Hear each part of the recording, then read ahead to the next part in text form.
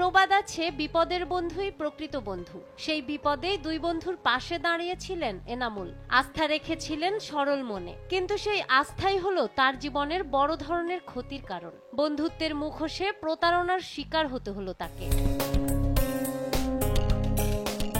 ঘটনার সূত্রপাত 2 আগস্ট রাতে। পড়াশোনা ও চাকরির সুবাদে যশোরের বকুলতলায় মেসে থাকতেন 3 বন্ধু এনামুল, রিমন আর আলামিন। সেদিন হঠাৎ মায়ের অসুস্থতার অজুহাতে দ্রুত মোটরসাইকেল দরকার বলে এনামুলের কাছে সাহায্য চান 2 বন্ধু।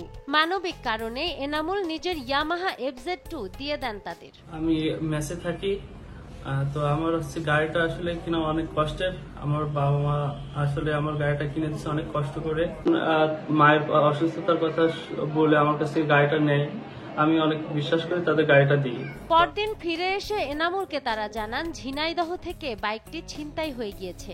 নতুন বাইক কিনে দেওয়ার আশ্বাসে ইয়ামাহার শোরুমেও নিয়ে যান তাকে। সেখানে গিয়ে বাজেটে 10,000 টাকা ঘাটতি আছে বলে এনামুলের কাছ থেকে 10,000 টাকা নিয়ে আবারও উধাও হয়ে যায় তারা।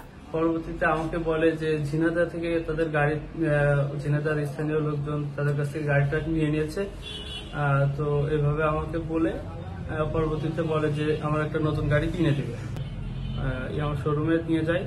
সেখানে নিয়ে গিয়ে আমার কাছ থেকে বলে যে আমার কিছু টাকা শর্ট আছে, 10,000 টাকা আমার কাছ থেকে নেয়, নিয়ে তারা আবারও উধাও হয়ে যায়। প্রায় 2 মাস কোনো সমাধান না পেয়ে অবশেষে শুক্রবার এনামুল বিষয়টি ডিবি অফিসে জানালে তাৎক্ষণিক অভিযান চালিয়ে বেনাপোলের কাগজপুকুর এলাকা থেকে চুরি যাওয়া বাইকটি সহ আলামিনকে আটক করে তারা। আমার প্রশ্নের যে জায়গাটা সেটা হচ্ছে এই মোটরসাইকেলটা দুটোটা ঘটাইছো তোমরা, তোমার কি খারাপ লাগছে না বাবা?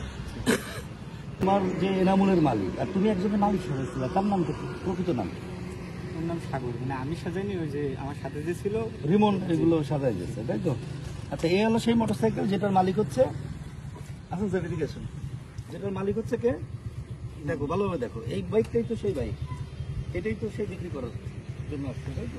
আচ্ছা, আর মালিক সাজাচ্ছিল গাড়ি জুয়েল রানা। জুয়েল নাম বলছে। এখন তো দেখলেন ও কি বললো। আপনারা তো সাক্ষী, আমরা এই মোটরসাইকেলটা এখন জব্দ করবো, ঠিক আছে ভাই? আলামিন বেনাপোল পোর্ট থানার বোয়ালিয়া গ্রামের বাসিন্দা। আটকের সময় সে বাইকটি বিক্রয়ের জন্য বেনাপোলের কাগজপুকুর এলাকার শিশির মোটরসে অপেক্ষা করছিল। তার সহযোগী রিমন হোসেন এখনো পলাতক রয়েছে। শুক্রবার রাতেই আলামিনকে আদালতে সোপর্দ করা হলে বিচারক তাকে কারাগারে পাঠানোর নির্দেশ দেন। নাহার বৃষ্টি, নিউজ ডেস্ক, দেশ টিভি।